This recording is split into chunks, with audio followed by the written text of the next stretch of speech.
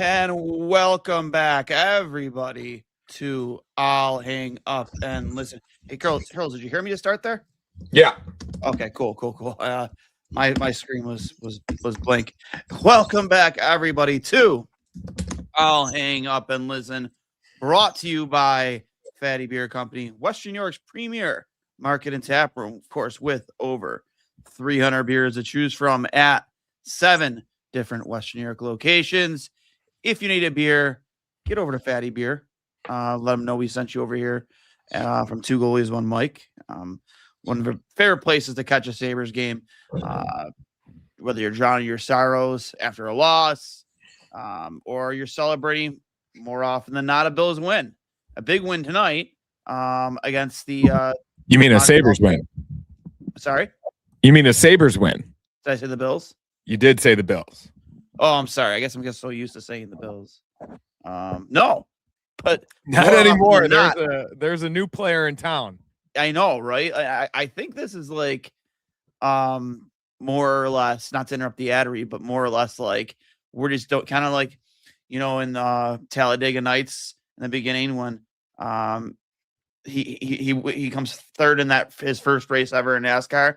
He's like, I don't know what to do with my hands. What do I do with my hands? I don't know what to do. I think that's what like Sabres fans are doing right now because like things have been flipped. Not like the Bills are bad. We all know they're not bad, but for once in a while, they're the. It's a tenuous time at One Bills Drive. Yes. Meanwhile, One Seymour Knox Plaza.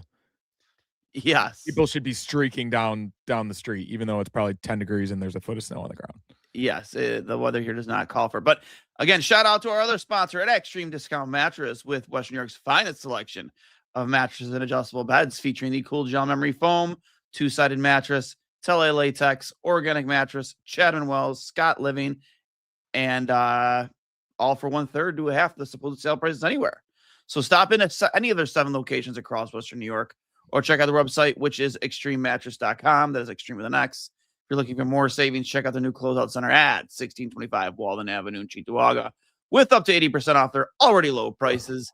Save fortune on one-of-a-kinds, closeouts, and floor samples. You can get a quality mattress for literally pennies on the dollar.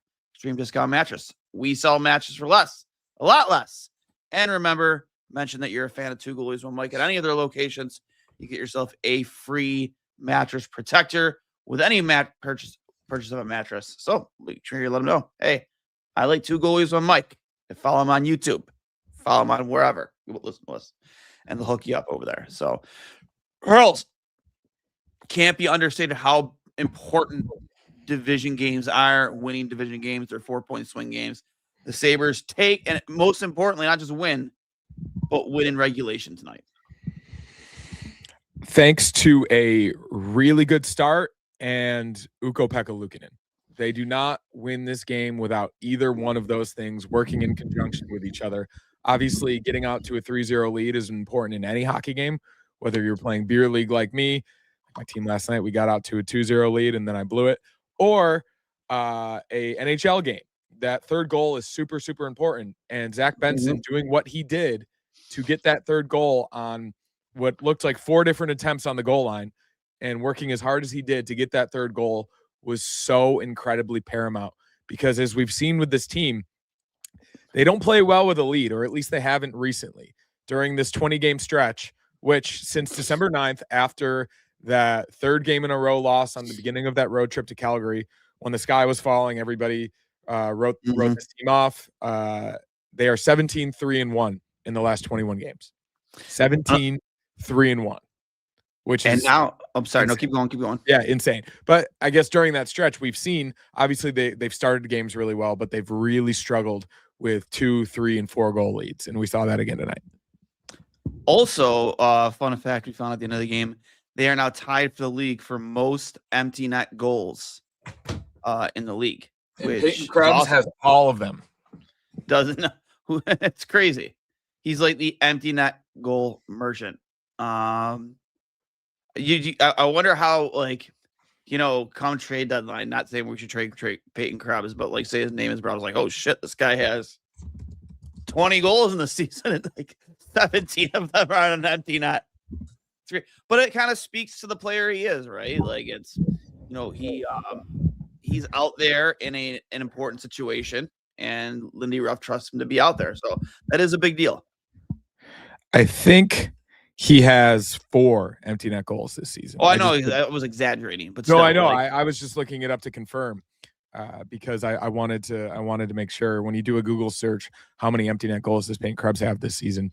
It says 3, and it references 1 against the Blues. It probably doesn't count tonight's. Yeah, so they're not counting tonight. Yeah, I mean 4s. It seems like way more, and a lot have come recently. It seems like as well.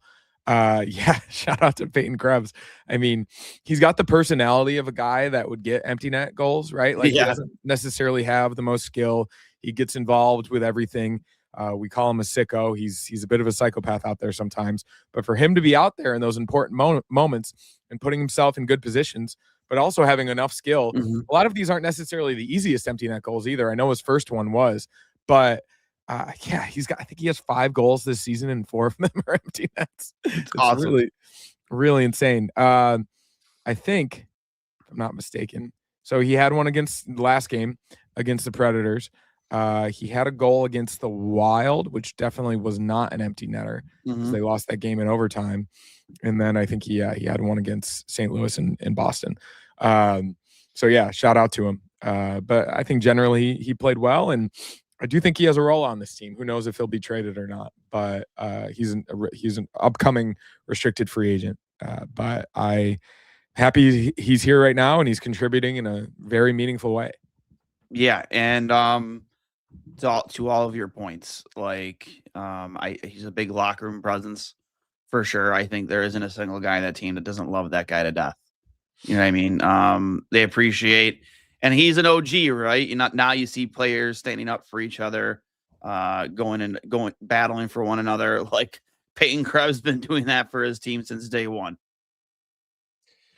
Yeah, he's I think coming over in the Eichel trade, being as high of a prospect as he was, I think there was some pressure on him, and he's not exactly the build of what you'd expect of a star top 6 guy. I know he was drafted really high and he had that production in juniors. But credit to him, he's formulated a role for himself, not only on his team, but I think in the NHL, no matter where he ends up.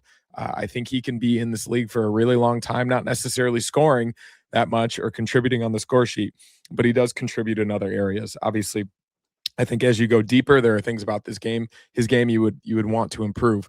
But I think he fills a role for this team really, really well. And as you said, the guys in the room obviously love him, and I think the fan base does too. Yeah. Even though you don't see a ton of Payton Krebs jerseys out there, I know, and sometimes we get on his case a lot. You see in the chat here, which we're gonna hit the chat here in a second. I haven't forgotten about you guys. We've been live for a few minutes, and there's already almost 100 comments in the chat. I know, he seems like he's underappreciated, but like in our heart of hearts, like Payton Krebs is like, now I want to say we go as far as like saying the heart and soul of this team, but like I think he's a big reason why this team has finally made this shift in the right direction. Yeah, you've added pieces like Josh Doan and Michael Kesselring, and the players you've drafted have finally come along, like Osland and like Hellenius, but like Payton Krebs has been going to war out there every single night, and I fans like me, we appreciate it for sure. Maybe it's not said enough, but anyways, Jason Zucker finally scores first time since January 8th. It's nice to see him find the back of the net because that is a guy that we really do need to get going. I think his presence is probably most felt in the power play, again, which has still been pretty stagnant. They didn't score on the power play tonight, right? No, I don't think. No, it was all 5-on-5. No, one shorty. With the on the power play. Malenstein scoring, as the Sabres pointed out, a very here in Buffalo, we don't like, if you're on the power play, you're out. I don't like power play people. Yeah, can we deny it? Can we decline? Decline. We don't want it. We don't want it. Actually, we'll take a penalty and we'll send Malenstein out there to score a shorty. No, I was referring to Terry. If you're on the power play, if I sense that you're on the power play, I don't like power play people. You're out. Yeah. Okay. I get. No. I get. No power play people. Yeah. Oh my God. Oh man, that press conference is gonna be tough for them to live down. Gonna be talked about for a lot of the offseason. Anyways, but no, yeah, Zucker, it's nice to see him get going. We did do the poll on what you think we should call the Oslin, Benson, and Hellenius line.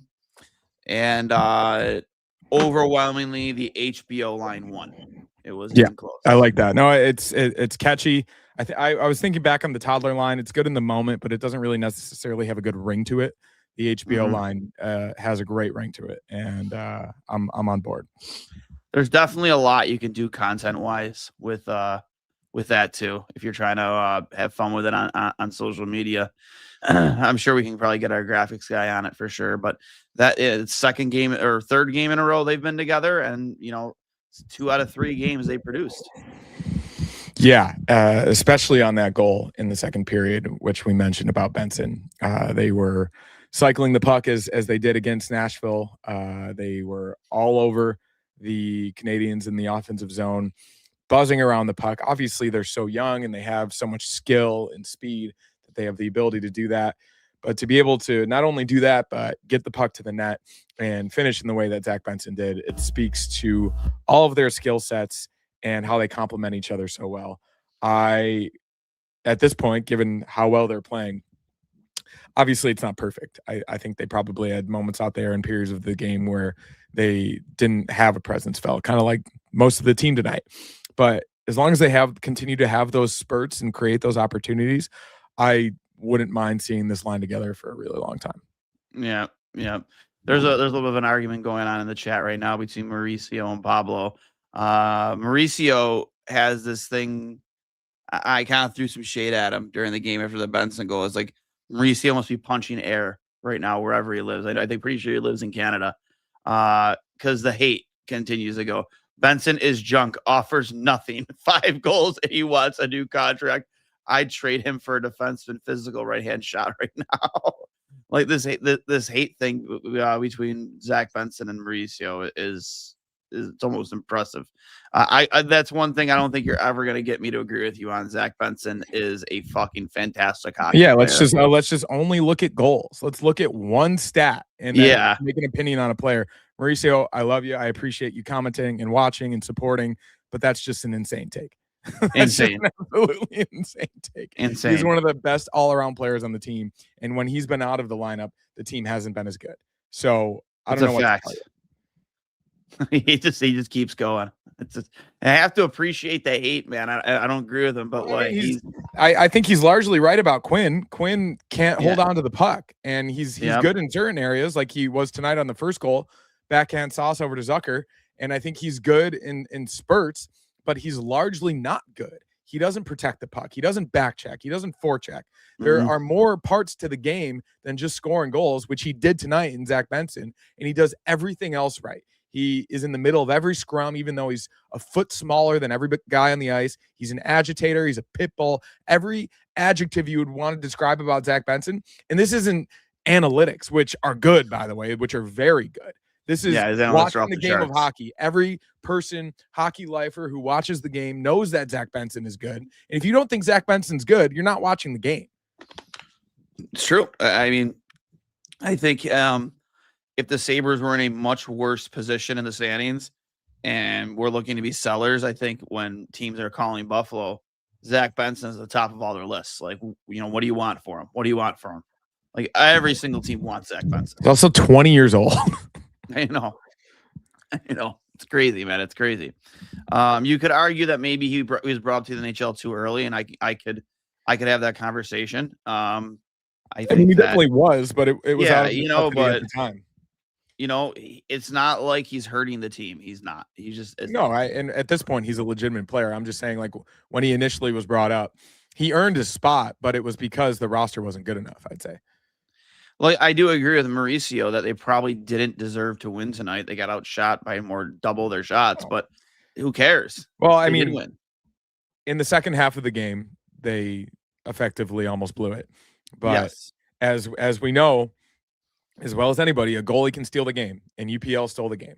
And I wouldn't necessarily even say, aside from the breakaway, which I thought he showed tremendous poise, puck tracking ability. He challenged. I was worried because he's sometimes not good on those.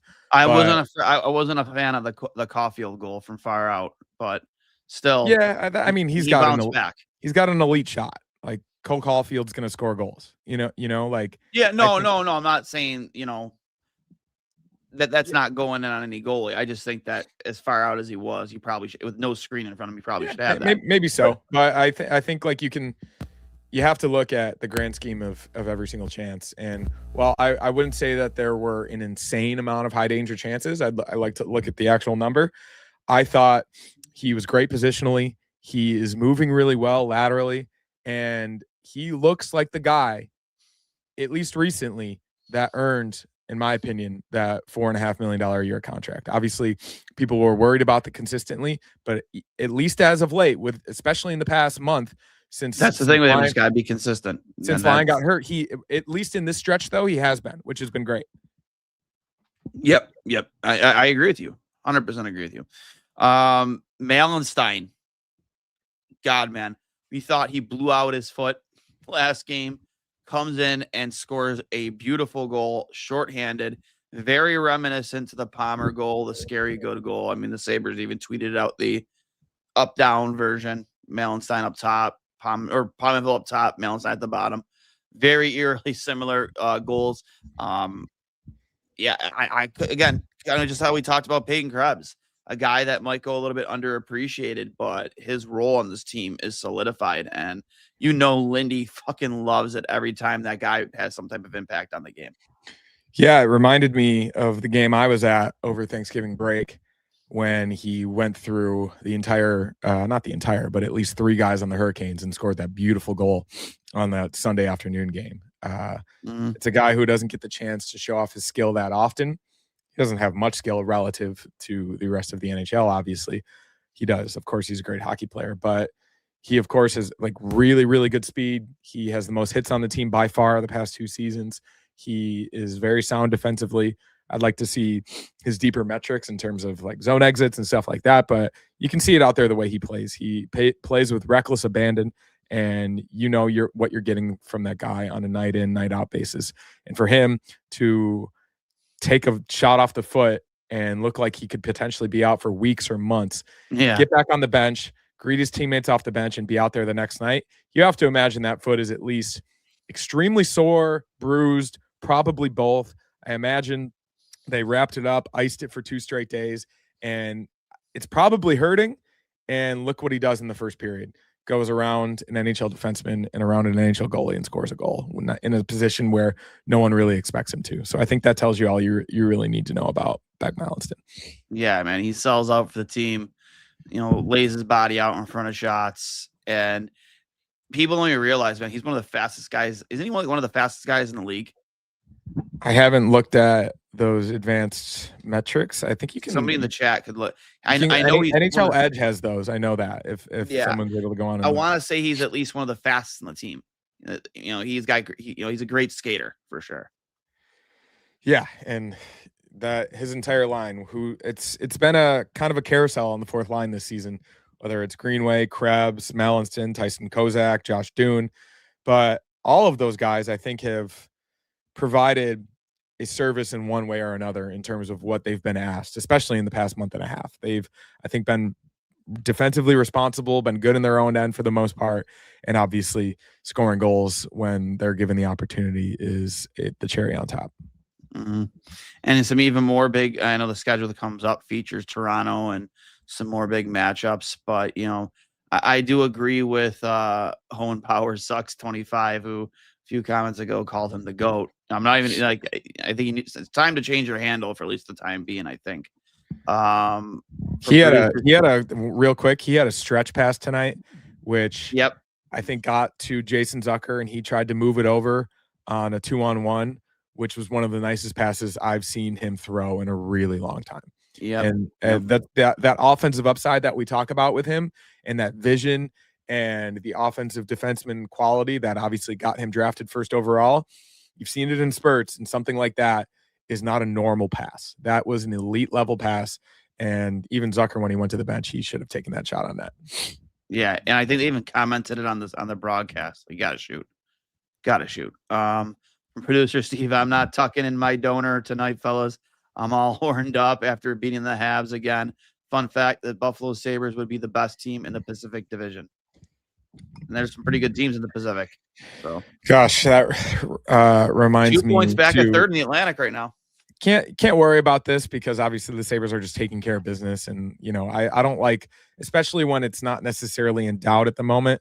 Like, I'll be a scoreboard watcher if it were to matter for us, like getting into the playoffs or potentially even getting in to third place in the Atlantic Division at the end of the year. So I try not to worry about the out of town scoreboard too much because there's too much going on with this team. But when you look at a night like tonight, it's really, really frustrating. Senators are beating the Predators 3-2. Panthers are tied with the Jets. It was 1-0 Panthers. Thankfully, the Jets, one of the worst teams in the NHL recently, are now tied with the Panthers. Penguins up 3-1 on the Oilers. Red Wings tied with the Wild. Bruins beat the Golden Knights. Ooh, the Blackhawks beat the Hurricanes, which is funny. And the Blue Jackets beat the Stars 1-0 somehow. I guess it just speaks to how much better the Eastern Conference is than the Western Conference. The Pacific Division comment, that's been going on for a couple of weeks now. The Golden Knights have 60 points in 49 games played, and they are leading the Pacific Division. Meanwhile, the Sabres have 50 games played, 61 points. So it's similar points projection, but either way, it's unfortunate that especially the Atlantic Division is as good as it is this year. But for the most part, that's been out of the Sabres' control. And when it has been in the Sabres' control, they are 9-3-2 against the Atlantic Division. So they've taken care of their own business that they can control against the best division in the league. And they've taken care of business at home too, which is also a big deal. Something they think they struggled with in seasons past. I think it was last year they were really bad at home. Was it last year they were really bad at home, but great on the road? Or was it the year before? It was like last year, really good at home, bad on the road, I think. And then the year before that, I think it was they were really good on the road, but not good at home. It's flip-flopped for sure, yeah. And this year, up until recently, it was really good at home and bad on the road again. But as of tonight, not the NHL. In the NHL's definition, they are now over 500 on the road, 12-11-2. Obviously, they've lost more games than they've won, but by the NHL's definition of 500, they are over that benchmark, which they probably don't necessarily pay attention to that type of thing or care about it. But I think that's at least symbolically good, especially with the way that they started. And the Sabres were still stayed in the top 10 in the rankings, the rankings that were released today. Forgot what they call those specific rankings, but Sabres still sat at the top 10, winning 17 of the last 21 games. That's a fun sentence to read, which is still crazy for me, like, to believe that that's actually happened. Like, yeah, I think as we said before the season, everything that has needed to go right, at least in the past month and a half, has gone right. They've gotten healthier. They've gotten timely production. They've gotten largely really, really good goaltending from primarily Alex Lyon to begin with, UPL in the middle, and then over the past 7 games, a combination of Colton Ellis, UPL, and Alex Lyon, which is, now that Lyon's back, I think that decision is probably coming soon. I think it has to, right? And we all know who probably is the odd man out. It's probably Ellis. I don't know what type of trade value he holds right now, but I have to believe that, like, Jarmo's not going to want to do this for much longer. If I'm the St. Louis Blues and I see that my starting goalie is the worst goalie in the NHL by far in Jordan Binnington, not only in goals against, save percentage, but also I think it was goals saved above expected. He's like a -16 this year.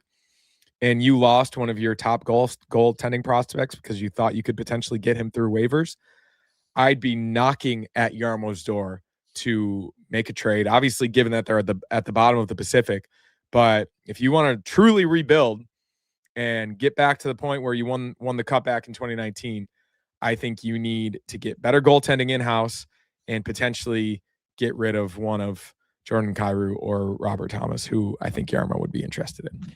Darren Drager today on was it one Sabres Live or whatever the show is on GR.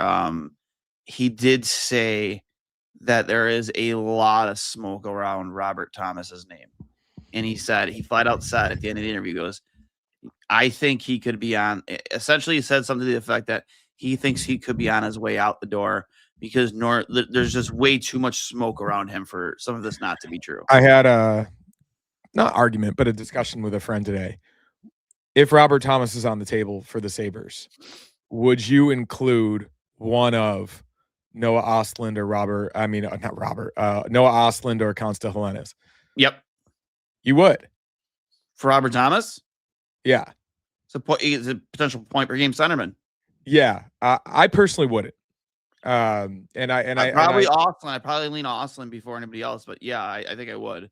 Yeah, I wouldn't. I would include any other prospect in the system, not named those two. But you can't get a guy like that without including a prospect. Well, I mean that's where the Alex Tuch discussion comes in, and I think if they were willing to listen on Alex Tuch, if they're looking to rebuild, Alex Tuch isn't a rebuilding piece. He's a proven NHL forward who has at least 5 good years left, right? Like I think that they're eventually going to have to pay Robert Thomas more money than they would Alex Tuch, although I'm not necessarily sure about that. Either way, I personally think those two are untouchable to me. I mean, we've seen Hellenius play 3 games. Yeah, but I don't think I know, of course, I don't think you can call him that untouchable after 3 games. No, but I think it's also projection based, right? He's top 15 pick. He's excelled at every single level he's been at. He's 19 years old, and he's in 3 games. He's a impactful NHL player, especially given good line mates. He has played against men in Finland and in Rochester in 2 very, very good pro leagues. I think if he's the top prospect in your system, which he is, I don't know. I personally wouldn't do it, but I think it's at least worthy of a discussion. And I say that because Robert Thomas is obviously very good, but I don't necessarily think he's superstar level. You know what I mean? I mean, I might. I don't know, man. Like, if you want to, I'm trading for Rob. I don't care. I'm trading either of those two for Rob Thomas all day. Rob Thomas is still pretty young. That's fair. I think he's a top 6 center. I will say that I think I think there would be more people on my side of it than you'd think, though. I mean, maybe. I just think that Robert Thomas is proven. Actually, let me pull up his numbers. I looked at him today. In 4 straight seasons, he's almost a point per game player, and he's 26 years old on an $8 million contract. I don't know how much longer, but I don't know. I think you build your pipeline in the way that you do, and you protect. Dude, you absolutely come on. You look at those numbers, man. No, the numbers are great. Team. What are you talking about? The numbers are great, and he's a really good player. This is what I'm saying, though. These guys are still unproven. There are so many. This is the reason you build the pipeline, though. You have other prospects that would be attractive, would you not? Who is going to get you? Who is going to get you him? A combination of another player on the Sabres, whoever that may be, a first-round pick, and Isaac Rosén would get that done. I don't know about that. I think that conversation starts with either Ostlund or Hellenius, and I'd still do it. Rob, and I like both those players. Like we spent part of the show the other night and tonight nicknaming their new line, which has been fun. But for a guy like Robert Thomas who can slot in, and just imagine those your center line, your depth at center would be incredible. Oh my God, that's what Stanley Cup teams are made up of. Totally, and I completely get it. I just think that your pipeline is deep enough, and you have the picks, which you don't need clearly for the next however many years. First round picks are valuable in the NHL still, right? I think that a combination of a different package, not named Ostlund or Hellenius, gets that done. And that's just me. I think you can be creative about it. If they say no deal unless one of the two, then yeah, maybe you consider it. I don't know. I don't want to get rid of them. I just don't think they're untouchable. Am I here? This is where I'll meet you in the middle. Am I trying to get that done without those two? Yes. But if Doug Armstrong slams the hand, it was like, I need Noah Ostlund in this deal for a goalie, whether it's UPL or LS, and a first round pick and another roster player. I'm saying yes, because he makes my team instantly better than it was yesterday. Yeah. A lot better. I think you also as you want to make the playoffs this season, of course, and that's in the future as well. And I fully understand that. But Noah Ostlund I think is also the future. And I think with the way that he's produced and performed this season in a limited role, mind you, and I totally get and understand that. But I think he's valuable enough, and he projects to be a Robert Thomas type player. And that's my opinion. But he's not a Robert Thomas. No, of course he's not right now. But we're talking. You can just have Robert Thomas. Yeah, you can just have Robert Thomas, but you also are giving up something that I think he's in the future, at least the way he's been playing and what his pedigree is. Like, yeah, I don't know. I think it's worthy of a discussion, and I think we can settle on the fact that I hope that they can get these deals done, whether it's Robert Thomas or Jordan Kyrou or Artemi Panarin or Elias Pettersson. I hope they could theoretically get these. I want deals nothing done. to do with Elias Pettersson. Well, this is what I'm saying though. Like $11 million. Nope, I'm good. Yeah, this is what I'm saying though. That like Jarmo Kekalainen is going to be making calls on teams that are trying to rebuild. So whoever it may be, I hope he's doing it in a creative way, not including those two names. Yeah. Well, that's my piece. You spoke your piece. I love it. Did we get an update yet on Doan? Let's see. While you look that up, obviously he was injured during the game. I haven't seen anything come across my timeline yet. Let's see if I can find it right now. Are you seeing anything, Charles? Bunch of questions to Mike Harrington and Brian WGR. Yeah, I'm not seeing anything. No. So hopefully it's not that significant. He was just holding his stomach, it looked like. Yeah. I didn't think it looked that serious. That's what they said on the broadcast. I don't even know what it was from. Ryan Koziel. Usually Koziel has all the post-game quotes. Well, we'll kick it over to the post-game quotes here. Lindy Ruff says every team is winning in the East, says it's good training playing in these high-quality, intense games. Ruff said Bryson will miss some time, upper body injury. So next man up there, probably going to be Zach Betza. Ruff says the team showed a lot of character coming through, especially in the second when Montreal came hard. Said they played up rocks. I'm sorry. Just what happened? No, just one of Lindy's. Sorry, dirty mind, head in the gutter. Essentially, he's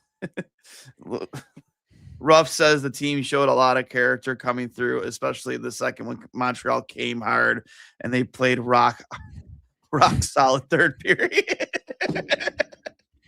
Sixth grade humor, everybody. Yeah. Sorry, my head's in the gutter. Luukkonen says the good team play.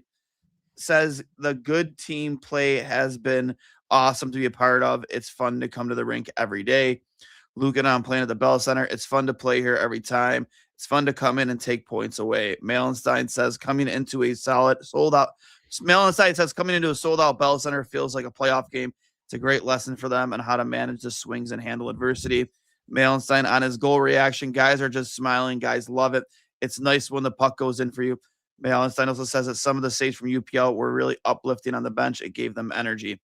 Also from Malenstein, moving forward, they need a little bit more attention to detail in the second period, coming out of those out of first periods. Zucker on UPL, I thought he was sharp the entire night. Says they lose that game tonight without his performance. Zucker says they need to weather the storm a little better during the games. Says UPL was huge tonight for them. Says that they threw some pucks away, and also credits Montreal for bringing some heavy pressure, but they handled it well. So nothing in the post-game quotes, at least so far, on Dahlin. Like I said, whatever it was, it didn't look like it was serious at all. So unless something here is updated, I'm surprised that if there was something really wrong with him, that it wouldn't have been asked during the post game.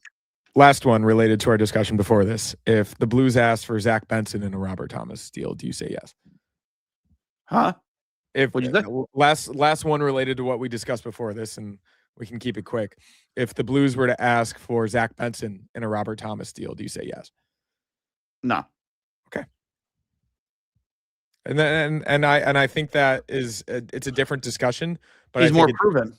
No, definitely more proven and more time. More proven, and I think that I think that Zach Benson offers more. He offers what Ostlund and Hellenius could potentially offer, but he does more. He's he's everything you would have wanted Payton Krebs to be with his size coming out of that Eichel trade. Totally. And I would say, obviously, would say no too. I just think a lot of people would, even Mauricio would say yes.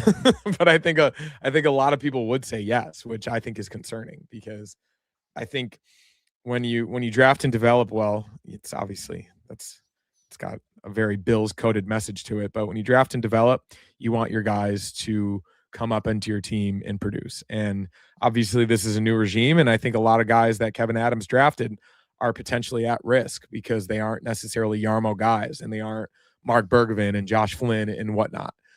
So I think that changes the discussion as well. So I think there probably is a chance. But he had a great quote this morning saying that they come to the office every morning, grab a coffee, and they're doing whatever they possibly can to make this team better. So whether that's exploring guys who are on teams who are unloading potential RFAs, UFAs, or even star players like Robert Thomas, I would imagine those guys are in discussions. I don't know. For me, I like them so much, and I think they project. I like them too. I just think they project to be not only Zach Benson types to me, but I think they project to be top 6 guys. And I think that, of course, you have to give to get, but in this case, I would rather give something else. And again, but to your point earlier, if trading Noah Ostlund gets you Rob Thomas, and that's the only way you're getting Rob Thomas, you're still saying no. I just don't think you are. Yeah, well, I think that's, if provided there's no other deal on the table from another team who gets you a similar level player, which at this point it doesn't necessarily look like it because there are so many good teams. If that's your only deal and that's the only way you bring him to your team, then I think that's a different discussion. I just, I think they shouldn't start their discussions with, oh, hey, like these two guys are available, which they probably wouldn't. And especially the way that they're playing right now, I'm sure teams are going to call, especially the ones that are trying to sell. So it'll be interesting, and I'll be sad if it does happen. But if Robert Thomas is on the Sabres, I'll forget about it relatively quickly. Yeah, and he's having a down season, but again, I mean the entire team is. I'm not. Yeah, I'm not worried about. Their GM pretty much openly said that he doesn't believe in them. A lot of those guys probably want to get the hell out of there. I mean, he's still leading the team in points, and we can just speak to this real quick to solidify how good this guy is. In 21, in this, we'll start with the year that starts each season. In 2021, he had 77 points in 72 games, 20 goals and 57 assists. In 2022, 65 points in 73 games, 47 assists. 2023, 86 points in 82 games, 60 assists. 2 straight seasons of 60 assists in 23 and 24. He stays healthy. And 81 points in 70 games. And then this season, 33 points in 42 games. Only a -3 on a pretty bad team. Yeah. So, yeah, obviously 429 points in 508 career NHL games. 20th overall in 2017. He's got the pedigree. And he is only 26. I was going to look up his contract. But clearly very good. And I get the argument. I just, it's something that I think at least needs to be discussed. And here's another fun thing to talk about too. That we all remember the speculation surrounding him back in the Tim Murray days, but Stamkos is having an incredible season We talked about him after the Nashville game with a hat trick tonight. I guess a hat trick tonight. So a guy, if Nashville Talked can't about him the other night, yes, wouldn't be a horror. Did I lose you? Wouldn't be a horrible guy. Yeah. You hear me? You're good now. You got me? Oh, yeah. Yep. So real quick on Thomas, he is signed through the 2031 season at $8.1 million a year. I mean, you're expecting Nashville. How long is he signed for? Through the 2031 season. So he's really signed that long. Yeah, at 8.1, which is a bargain. Never. No, I'm good then.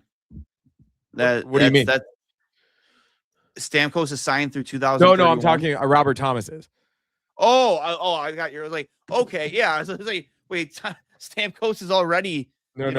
past his prime. He's Robert Thomas is signed through the 2031 season at $8.1 million a year. And he's earning that contract. More than that. I mean, obviously, his past 4 years before this, I imagine that is a 10.5, 11 market valuation. If you're a point per game player in the NHL and you're earning $8 million a year, that in NHL terms is a bargain. Reimer still helping the Sabres. Thank you, Reimer. Who did Reimer sign with? Yeah, I saw this earlier. He plays. He had an incredible save. I don't know when he signed with them. Is it the Senators? Maybe. Yeah, he plays for the Senators. I don't know how he'd be helping the Sabres because they're playing against Nashville tonight. That would not be helping the Sabres. Yeah, it's not helping the Sabres at all. But he had a save of the year candidate tonight. It was a Ryan Miller-esque paddle, sprawling, diving across the crease type save. Good for, Optimus Ryan, still going. Before we get to the Doan contract extension, which we haven't had a chance to discuss yet, I'm just going to kick it back to our sponsors at Fatty Beer Company, Western New York's premier market and tap room with over 300 beers to choose from at 7 different Western New York locations. If you need a beer, get to Fatty Beer. Let me know we sent you 2 goalies on Mike. Have a great food menu, chicken sandwich. Again, small food menu, but very good. And their FEI mango wheat is one of my favorites on tap. And looking to joining their mug club. You can't go wrong as a mug club member. A lot of great perks that come with it. And of course, Extreme Discount Mattress with 7 different Western New York locations. You can find them at extrememattress.com. That's Extreme with an X. They have another location, their new closeout center at 1625 Walden Avenue, with one-of-a-kind closeouts and floor models. If you need a new mattress, they sell them for pennies on the dollar. Extreme Discount Mattress. We sell mattresses for less, a lot less. And remember, if you mentioned that you're a fan of 2 goalies, 1 Mike, you get yourself a free mattress protector. Hurls, obviously the big news, which I am a conspiracy theorist, and I do believe that given the way that press conference went yesterday morning, Terry called the Yarmo and said, I'm taking a lot of heat. I need you to get some heat off me. Do something. And Yarmo got a hold of Josh Doan's agent and honestly signed him to a fantastic deal. I love that number and that term. Yeah, and I said it jokingly in terms of like the Sabres being the good child amongst the 2 teams in Buffalo at the moment. Obviously, given how that all transpired, not only yesterday morning, but the past few days with everything that's happened with the Bills, another crushing playoff defeat. McDermott gets fired. The fan base freaks out. Everyone calls Bean Littlefinger, and then the owner goes up there and looks how he did. The Sabres announcing that contract yesterday. The timing of it, as you said, was interesting to say the least. I do have to think that was not completed yesterday. I think they probably had the framework in place, or the deal was already done and they were waiting. I don't know what they were potentially waiting for. But I think this has been in the works since Yarmo took over. I think all of the numbers support it, not only underlying numbers, but how he's produced since he's been on the team, career highs and everything. And even with Utah, he didn't necessarily produce that much, but the underlying numbers suggested how good of a player he was. He's proven that in more this season. He's obviously great in the room. He's got the pedigree of having one of the best players of his era, and Shane Doan being his dad. He checks all the boxes, and to get that deal done under $7 million a year for the next, is it 6 years or 7 years? I think it's 6. 7 years. 7. 6.95 AAV. So 7 times 7. Yep. To get that deal done under the JJ Peterka level is really good business, and I credit, it's probably Josh Flynn, Mark Bergvin, Jarmo Kekalainen, and the entire Sabres front office for probably over the past month or so, knowing they needed to get it done as quick as possible before his meteoric rise gets even bigger than it already is. Mm-hmm. And another good question here, actually, from the chat. Would you sign Benson to that same deal? Yes. I agree. I think you would too. I'm surprised they haven't yet. Yeah, I mean that could be the next thing on the list, right? I mean, I don't think Benson is in a hurry to sign this contract. You know, I mean, seems like one of those guys who's more focused in the season for sure. Yeah, I love that deal. Actually, my buddy Greg Day, manager and barkeep over at the Lancaster Fatty location, he was texting me today, and he's like, if Krebs were to get traded, would Doan go back to 19, his dad's number? Do you think he'd do it? Was he 19 in Utah? I think, I don't know, but wasn't his father 19? I don't know off the top of my head. I think so. And someone in the chat looked that up. I think his dad wore 19. So, and that's, you know, to make a long-winded story short, that's Greg's favorite number. That's the number he wears in hockey. So for those who might be looking to buy a Josh Doan jersey, I'm not telling you to wait, but that's a number he could be changing. I think he should keep number 91. I think it looks good on him personally. Yeah, and I think it makes it his own, right? And obviously his first year with the team, he's producing in the way that he is. I love numbers in the 90s. When Helenius picked 94, I thought it was great. And I think it's pretty cool when guys pick numbers that aren't necessarily common. Of course, there's a few numbers in hockey that if you wear them, it's synonymous with the greatest players of all time. Even seeing Bowen Byram wear number 4 and rushing up the ice for a goal sometimes gives you an air of Bobby Orr, and number 11, obviously. And there's a lot of different numbers that have their own aura about them. And 19 is definitely one of those numbers. Obviously, Steve Yzerman, Joe Sakic. I think a lot of history with that number. Probably one of the more prominent numbers in NHL history if you're into that kind of thing. But I don't know. I like 91 for him, especially if his dad was. He looks good on him. Yeah, sure. Especially if his dad was 19. For him to do the opposite and forge his own path, I think is a really cool story for him. For sure. But getting back to the topic, how does this affect Alex Tuch going forward? Does it hurt? Does it close the door? I don't personally think I did a quick short video earlier today. I really don't think it closes the door on Alex Tuch, and even Jarmo said during an interview, I think actually earlier today, that he still considers him a priority. I don't think it affects it at all. I saw one projection that said the Sabres could handle Alex Tuch and Josh Doan at a combined $20 million for the next few years, and it would still make sense given their projections. So I think they need to cleverly work around certain areas of the cap. I'm not a capologist by any means. That's why Josh Flynn is there. But I think they should be able to do it. I just think the worry with Alex Tuch is that obviously he is on the wrong side of 30, or he will be soon. I think a 5-year deal with a larger signing bonus is way more prudent for the Sabres than signing him to a 7-year deal. Personally. I agree. I don't know what that AAV would look like. 10 and a half, 5 years, a 5-year, $55 million contract. I think if you're only signing him for 5, you're paying more than 10 and a half. So 5 times 11 would be 55, right? Yeah. I think you're paying more than that. I think that he wants to cash in on a full term 8-year deal.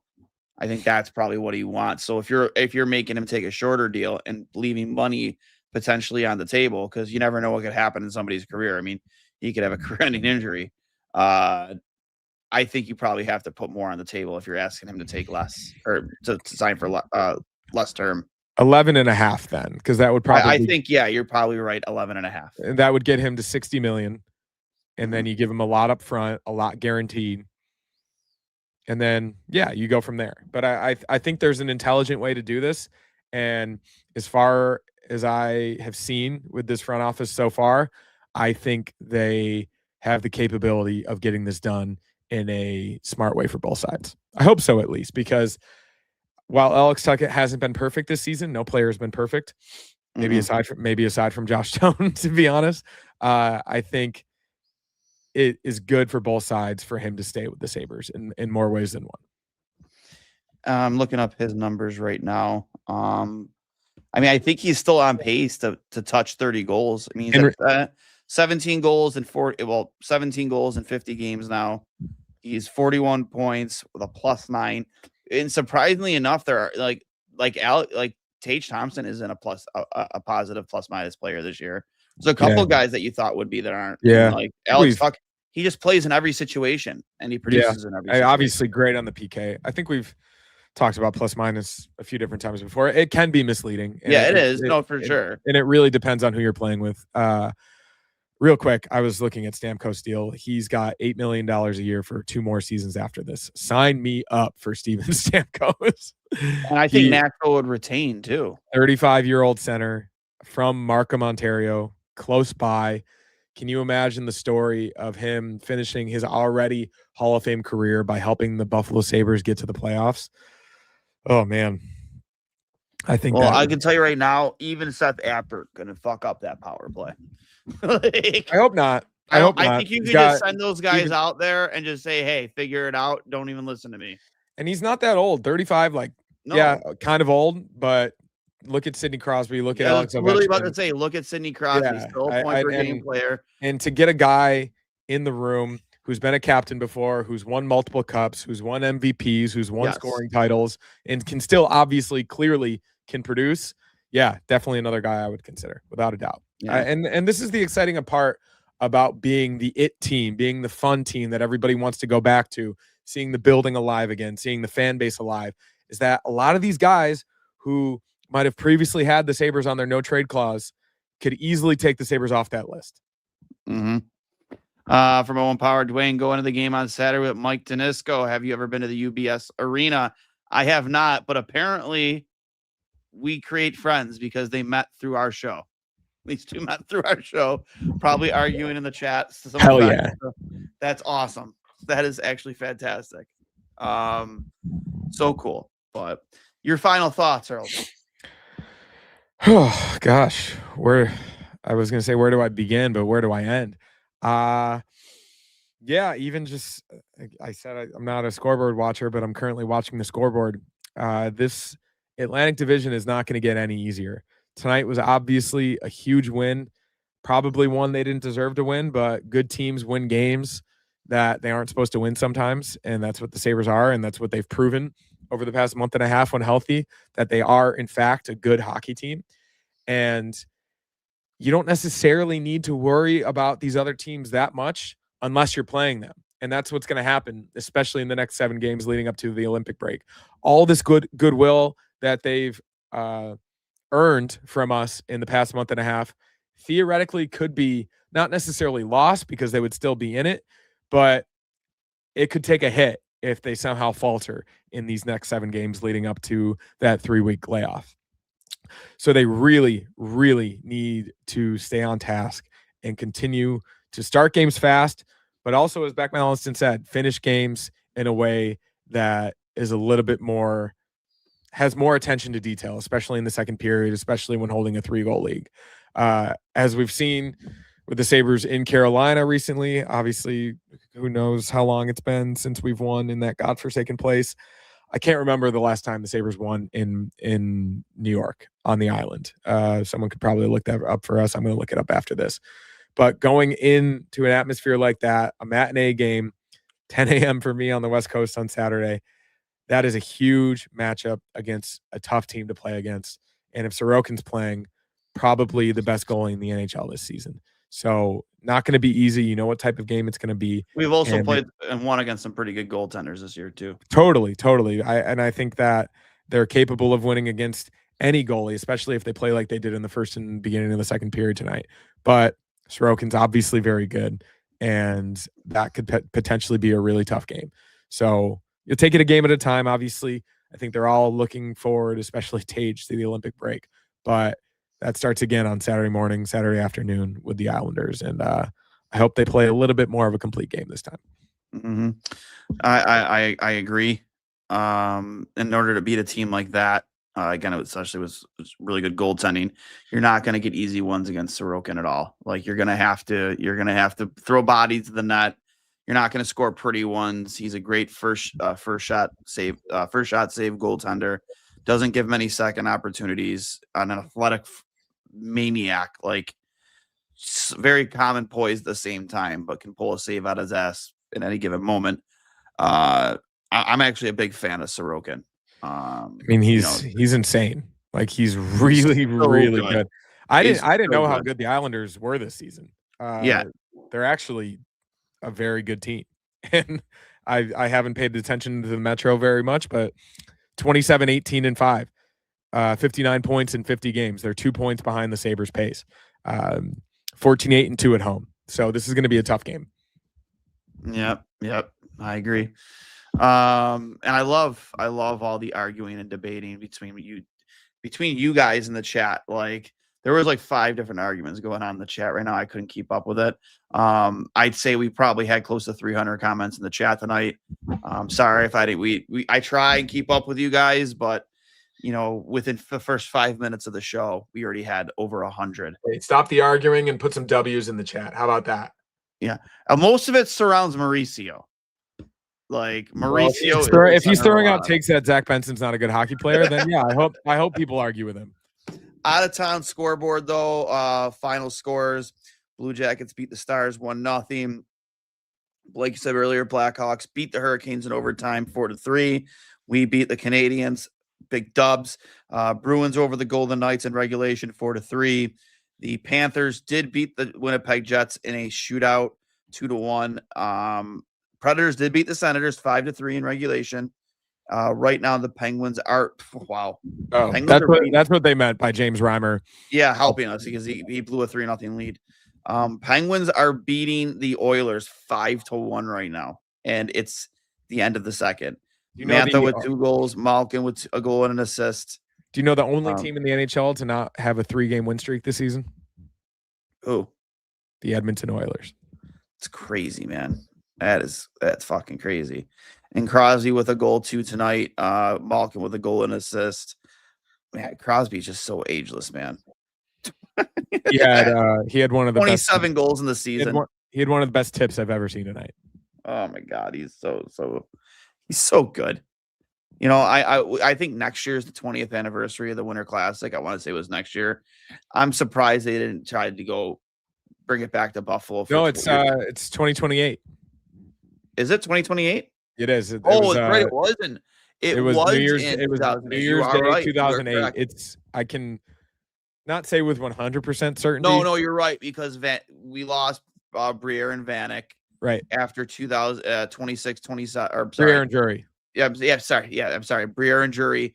After the 06-07 season. And I don't know if it was the following year that it was announced that we would play in the very first Winter Classic. I can't say with 100% certainty. So you are right. I do think they're going to have the 20th anniversary of the Winter Classic on January 1st or 2nd, because they've been doing it on the 2nd recently because of the college football playoff in New Highmark Stadium on January 2nd or whatever it's going to be, 2028. I'm making that prediction right now. It would make sense, right? Because especially he'll still have Crosby in the game. Like it would make sense. The fact that I don't think they ever expected that Crosby would still be playing at 40 years old, but I'm pretty sure he'll still be pplaying. And, I think so. And it might be his last season too. Yeah. So, and the Kings beat the Rangers in regulation 4-3. Those were those aren't tonight's. I'm sorry. I got a little sidetracked. Those were Tuesday. And to finish off the out of town scores, the Wild and Red Wings are tied at 1 apiece in the middle of the second period. So really pulling for a Wild victory there. But yeah, also to finish up the Josh Doan conversation, as I mentioned before, we are doing a Josh Doan jersey giveaway that is coming. Details to come. Funny story that I won't tell on air with that, but we initially were doing the Jack Quinn, Devin Levi, and Bowen Byram jersey giveaway. If you followed our page in the past, but now the Quinn has been swapped out for a Doan, so that will be changing. So get ready for a big time Josh Doan jersey giveaway for what a deal! What a deal for the chat. You swap out Jack Quinn, who might not be on the team in a few weeks, for Josh Doan, who's going to be a Sabre for the rest of his life. Yeah. So I'll talk to you guys later. And as always, go Birds, go Sabres, go Sabes. Talk to you later.